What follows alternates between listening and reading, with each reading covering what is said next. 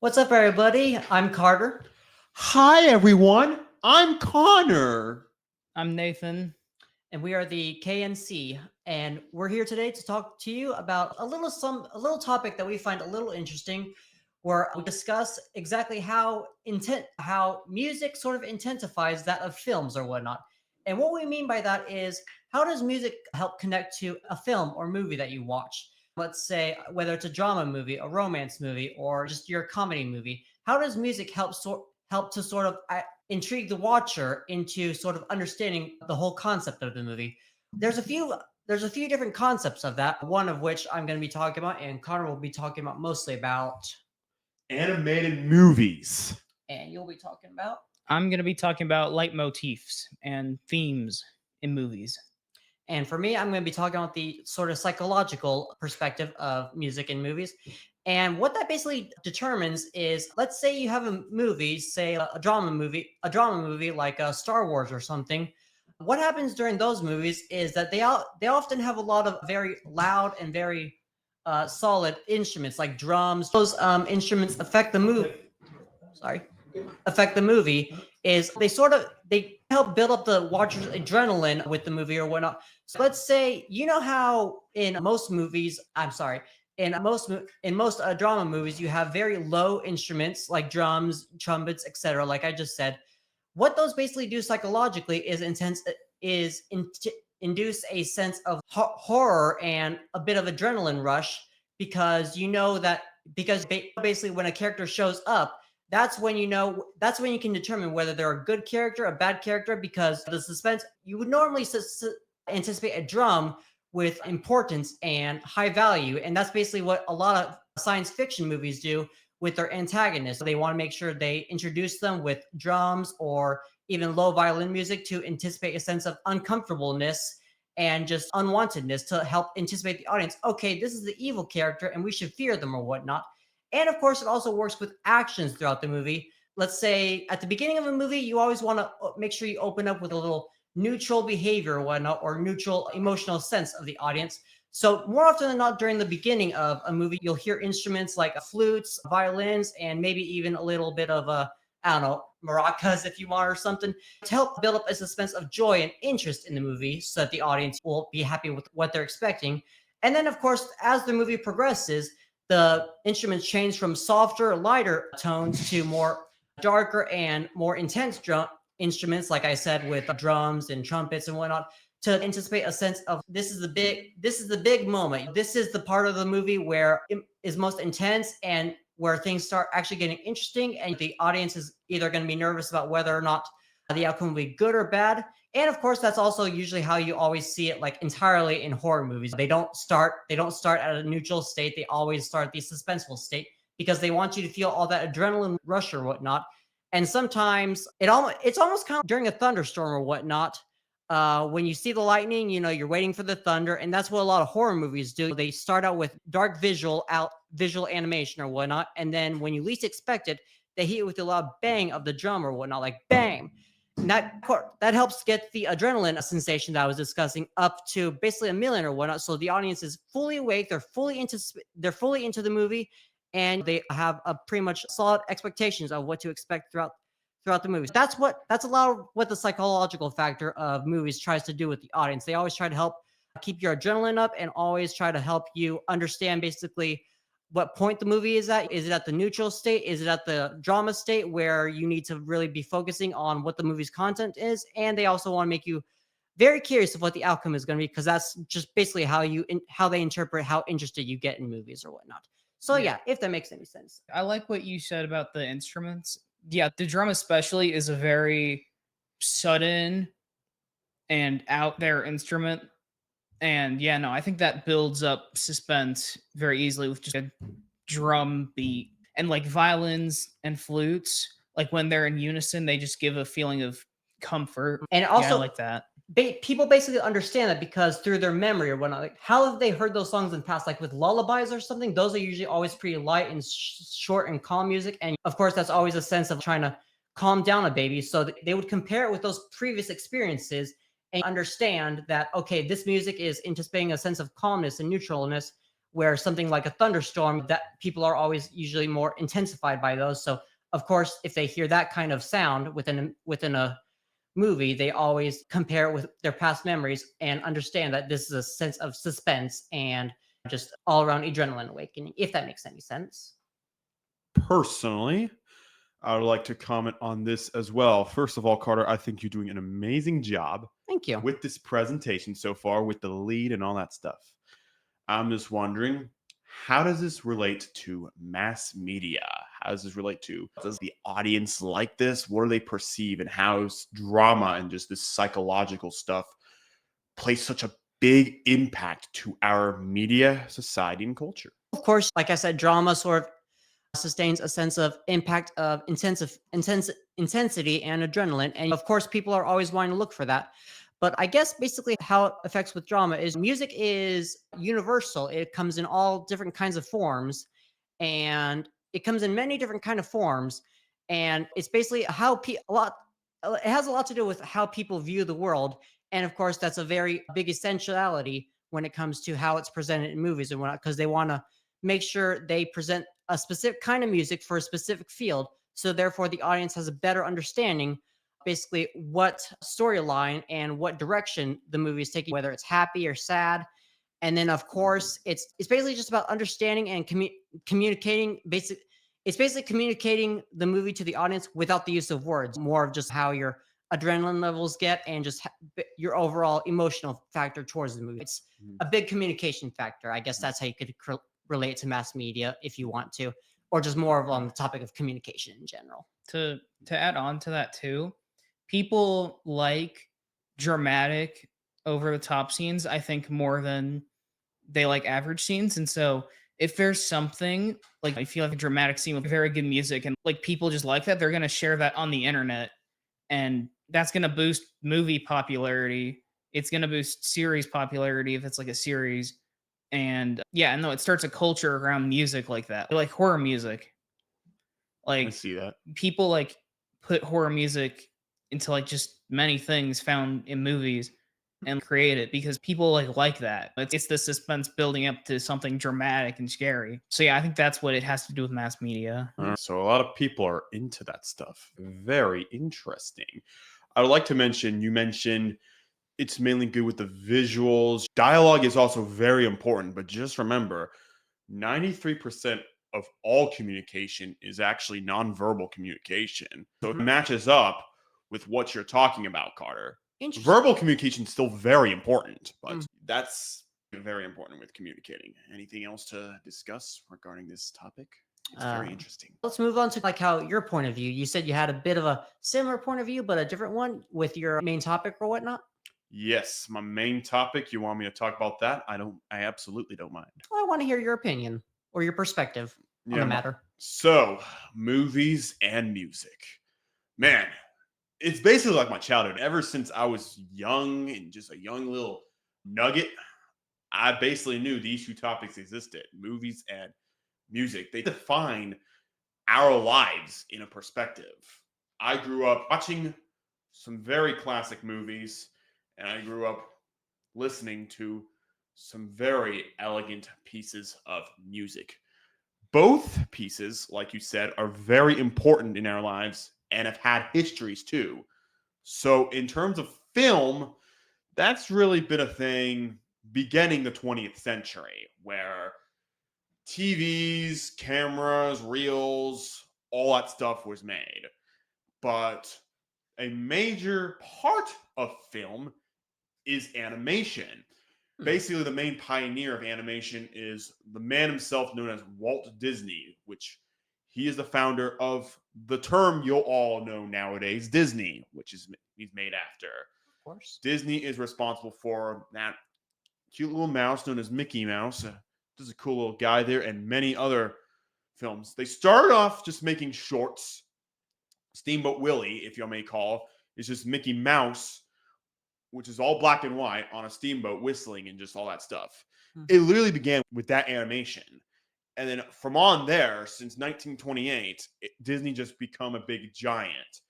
They did silent films. They did some episodes, just some random cartoons. Did and did then movies. Disney ever revolutionize music in that early period of filmmaking? They were silent films, like you said, but they've always had music in their industry. In fact, they've probably had some of the most influential music in all of music history, in my personal opinion, and many others around the world. So Disney then started making movies. If I'm not mistaken, Snow White was their first actual movie made, and they got some music in there too. They made other music. They made other films as the years goes on, like Cinderella. Some movies related with Mickey Mouse. Let's go with Hercules. That's another good one. Another good one, and many more movies that I'll actually discuss. How Walt Disney related with the media is he kind of adapted to what the media liked in particular and was like, hey, I'm going to spin up my own way. I noticed that the society in particular is changing just time over time and just continuing to adapt to these new inventions. And animation back then was like, oh, this is like a cool little toy to use to just learn about. People would always go to the theaters. They'd be packed and all that stuff just to simply see some of the first ever films ever seen.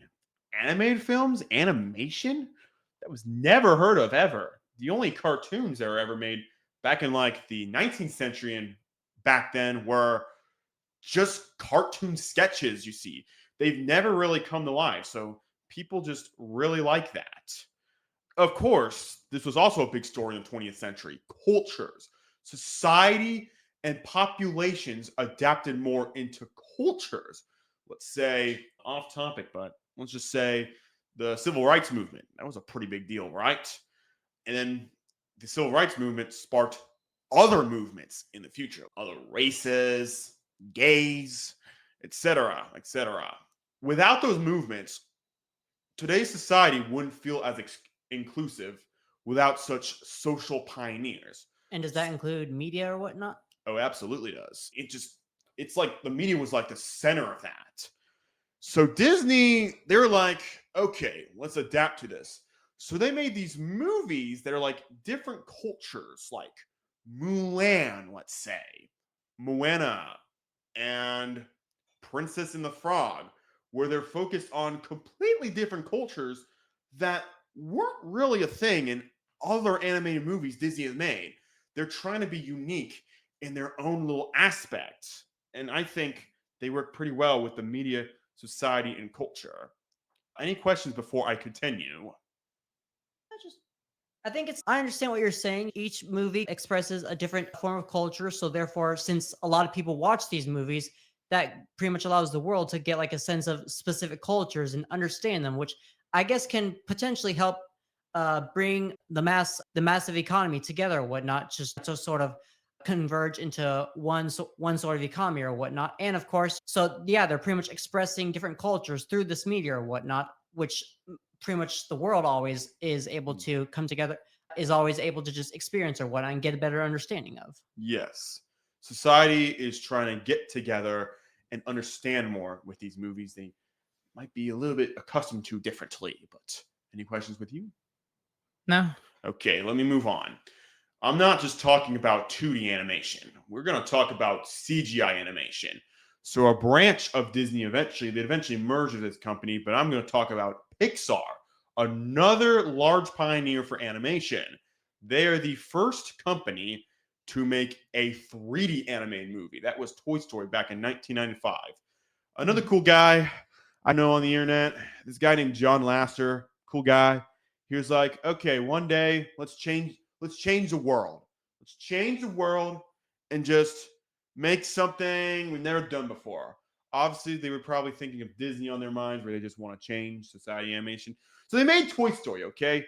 It took many years of development because the initial story was different. They were originally going to make Woody a bad guy, let's say, for example. Not a great idea. So they changed it all around. They made a cowboy and a space ranger, introduced basically as enemies, and then became best friends by the end of the movie. Sorry that spoiled any of y'all. So why that changed animation?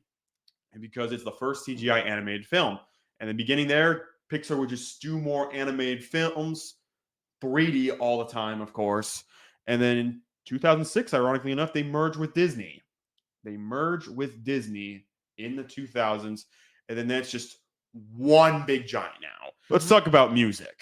So something we're here with both Disney movies and Pixar movies, they have very similar pieces of music, but you don't really hear this kind of music anywhere else. They mainly require orchestras because orchestras, since all the way back in the Renaissance, maybe even before that, just has a way of telling their own story and connecting with people. Music tells stories. And animated films know that. They learn through that. And they want to add that with their own stories. So that's all. The type of music ranges from happy to sad to intense. Oh, yeah. Back to you, Carter. There can be drama involved sometimes, but it's mainly just trying to connect with people. Drama can be involved like when cartoons go crazy with each other, get into arguments, that kind of drama. And just the music typically depends on what kind of groups are there. It's as if with the movies, the music in them has their own little album which connects to the movies. Yeah, it That's has a certain language that kind of helps better express the situation and Mhm. sort of vibe of the movie itself or whatnot. Yeah. Yeah, and I think that like those popular songs like in Toy Story, like You Have a Friend with Me, it's not only a good song, but it moves the story in the movie itself very heavily. And it brings a lot more emotion. Yeah. And I think with a lot of Disney and animated movies like that, that's what the music does for people. It connects them more to the movie. I actually want to talk about A Friend in Me if anyone has any questions, but I actually want to talk about that. Okay. A Friend in Me, the first ever song in a CGI movie made by that legendary Randy Newman, sung by him, and it was brought over to the movie. As you may notice, it's a rather happy song. It sets a tone of what, not just what the movie is about, what all kinds of the movies Pixar are going to make is about. CGI movies, happy, connects with the audience. So what kind of audience does animation typically Fit with? fit with? Yeah, fit with. Thank you. There was this misperception by other people that animation only connects with children because of its bright atmosphere and colors. It doesn't just connect with children. It connects with anyone of all ages. And the world to get away from real life issues like violence, money, politics, all that stuff. Some people just even admire, oh, what if I live in a cartoon world? I don't have to deal with such stress. True. So something like that. It connects with all ages. And it's just overall a happy time to be in.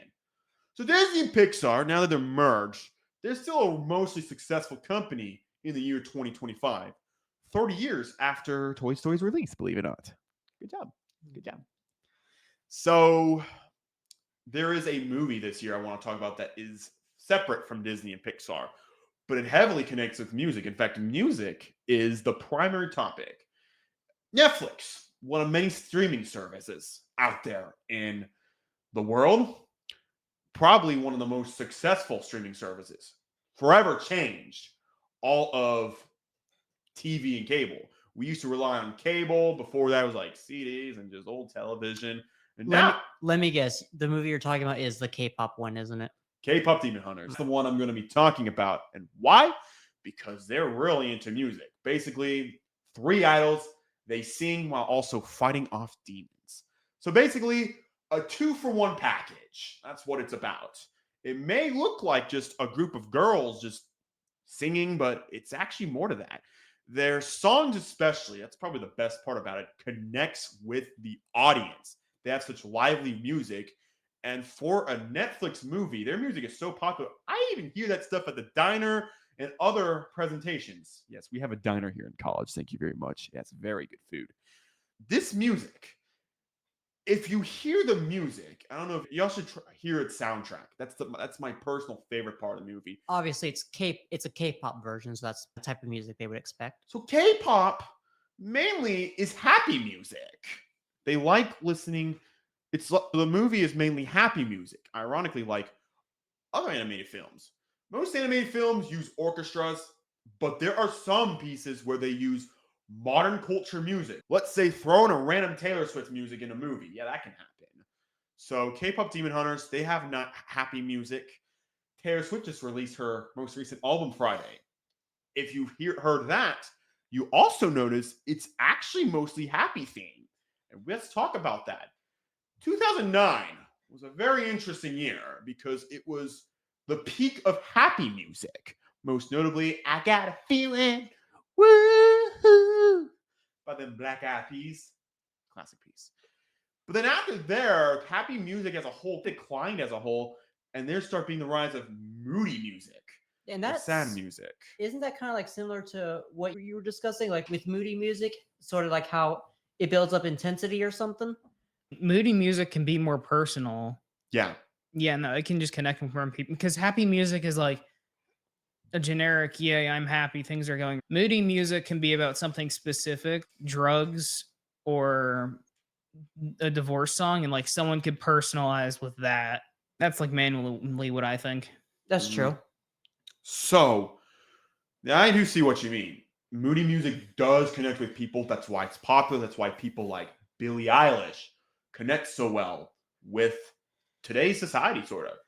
But I personally feel like with the success of the K-pop Demon Hunters movie, and of course the release of Taylor Swift's new Happy album, trying to change for the better, I think that's enough proof for me to claim that we might be heading towards an era of another rise, another renaissance of happy music. Because I don't know, maybe that's just what society wants to do. That's what maybe cultures want to do. They want to be happy. Perhaps we just got off of COVID Does that mean and all that stuff, and maybe people are tired of being sad and trying to be happy again. Who knows with the audience nowadays? They just trying to change, see what they think. Listen to what the audience is thinking. You had a question, sir. Oh no, I think you actually just answered. I was asking why do you think they're transitioning from happy music and from more why are they transitioning to more happy music instead of lower sadder music? But I think you just answered that they're just probably in that sort of mood. And of course, it's probably a stage of the decade or so. Some decades were darker music, others were happier, others were in between. So yeah, it makes sense. Yeah, I don't have an answer, but I have the evidence. The movie and the new album. So there you go. Any other questions? Now I guess we'll just have to see Yeah. exactly why people are transitioning from happy to music recently. I guess we'll just have to check it, and hopefully we'll know by the end of the decade or whatnot. But Yeah, we'll see how the decade holds. any comments, Nathan? I don't think so. It's hard to predict the future, but that's what I think is happening, judging from what I'm hearing this year and just this year. Maybe it's a new year, no. Maybe it's because good times are happening in college right now. We're just hearing good things. I don't know. Yeah, no, that was interesting. I'd like to, I guess, talk about my part now, if that's okay with you, Connor. Go right ahead. Take the stage, Nathan. You got Great. this. So I looked into leitmotifs for this podcast, and I know it sounds like fancy smancy, like leitmotif or something. It's not. It is a musical piece that it recurs with characters in movies. It's like, for example, like Darth Vader and the Imperial Star. Whenever that appears in Star Wars, you always hear da da da da da da da da da da. And a lot of leitmotifs are like some of the most popular soundtracks that come out of movies because you hear them so much and they're connected with these characters.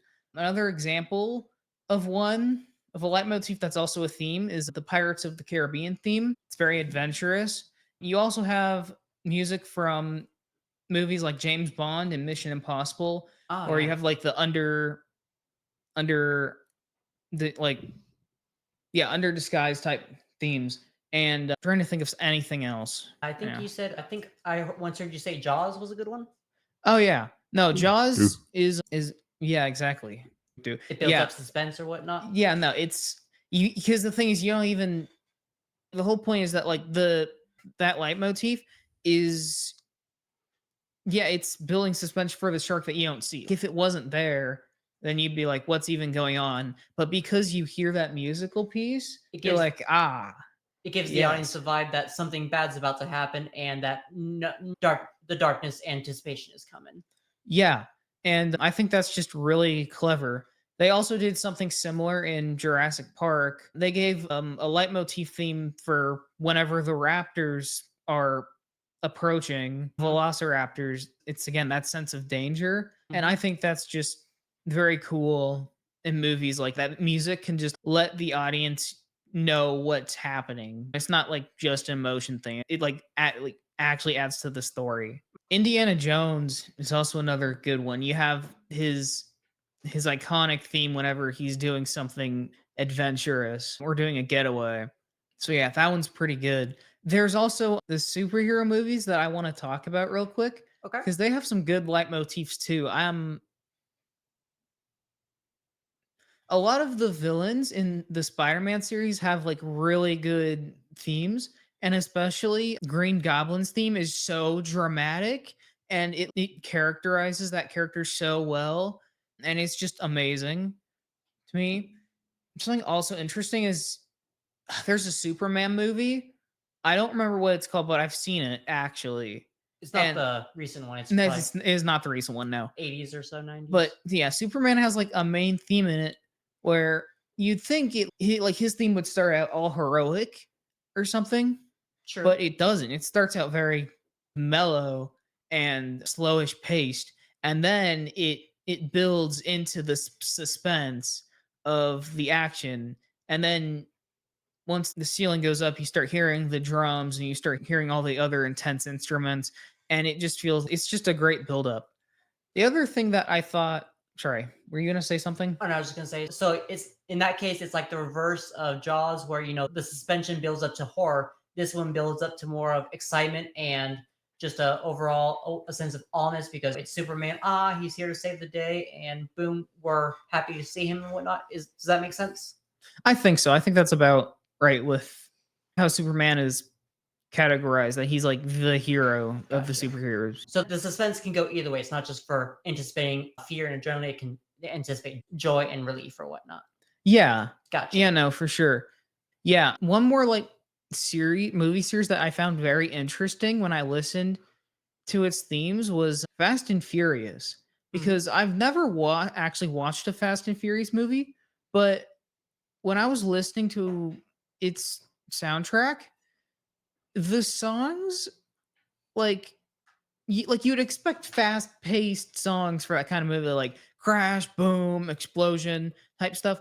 But there's a lot of like slower paced emotional themes. And like the main theme, you get some of that. It's not all just bang. It's yeah, no, it's slower. And there's another theme between two characters that's also it's like super emotional.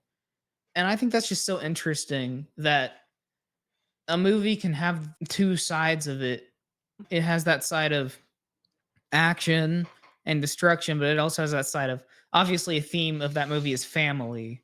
And so there's a side of relationship and Family. feelings for each other. And does the music within the movie kind of help increase that sort of empathy of feeling of like family or I really think so. Like when I was listening to those like themes between characters, it yeah, I really felt something, I feel like. interesting? I personally want to make a comment. Yeah. Very ironic that you say that a lot of the Fast and Furious soundtrack is actually slow paced and emotional because, well, At least what I listen to, at least for the leitmotifs. yeah, I just find that ironic because the name of the movie is very simple. It's Fast and Furious. Yeah. It's all about it tells you that it's going to be high action and whatever. But no, just that all that high powered action, that doesn't just make a movie. You need some of the emotional aspects and just the soft touches too to connect with the people. It just the fast, the cool, Yeah. the firecracker, let's say. It's very cool. It's a huge aspect for the movie, but you don't just have that in order to connect with the audience. There's a reason why there's like at least 10 different Fast and Furious movies. It's a very successful series.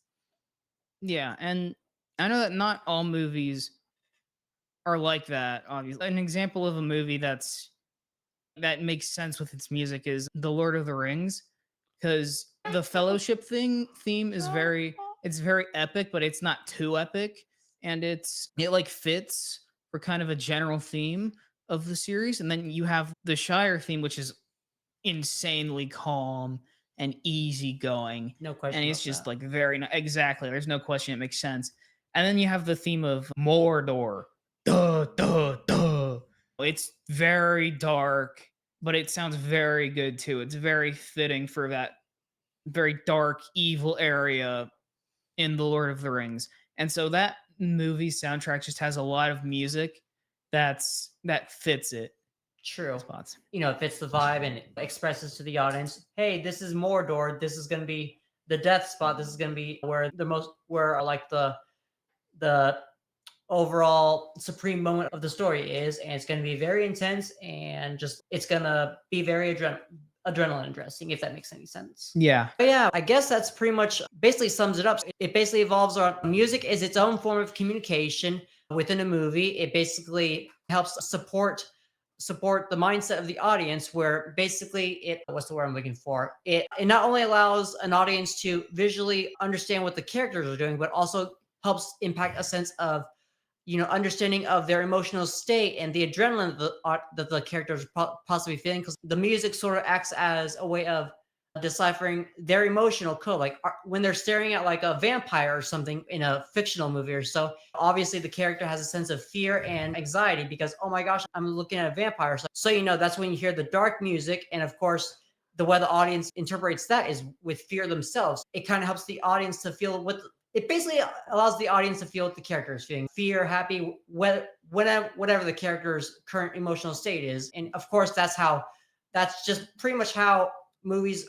That's pretty much how a film is able to connect with an audience, which is basically why people always go to the movies or they want to feel those different emotions through this little guidance through music and sound. Yes, I was going to say something, but anyone else want to comment first before I I go? was gonna just say that I think that a good movie has to have good music. Exactly. Yes. Because Oh, that's true.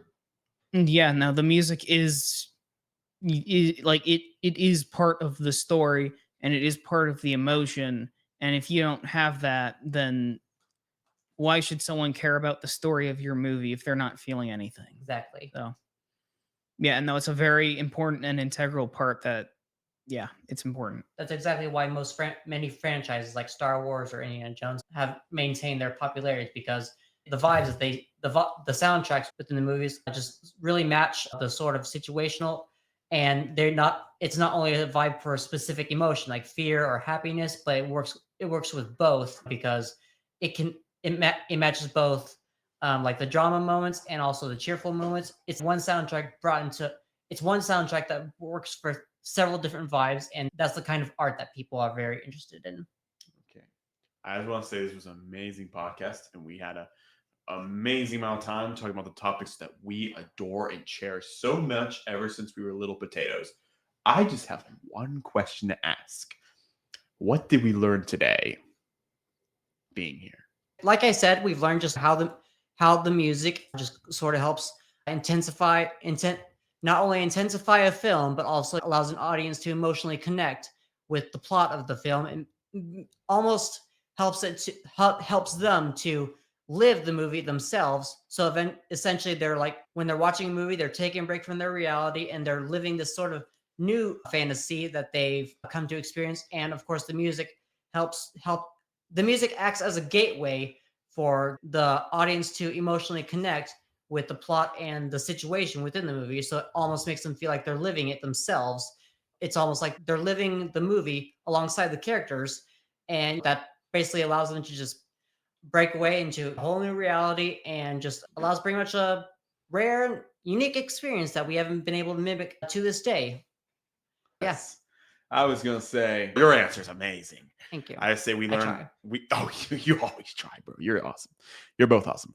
I was going to say that, so we're into different kinds of movies, but if you may know, they connect together and have the same goal: entertainment, and trying to influence the audience by telling a story, and also having music as well, because they need music in order to succeed. You can't just You can't just not be successful without having a soundtrack, because people connect so well and so much with music as a whole. And they love hearing music when going to movies. It's that simple. Anything else? It's very true. Any last comments? No. All right. I'd say this was awesome. I really do. I love being here. This is an awesome place. My own personal opinion. Thank you very much, everyone, for listening to us, and we hope you enjoyed. Thank you for listening to CKN. We'll see you next time. Bye, everyone. Peace.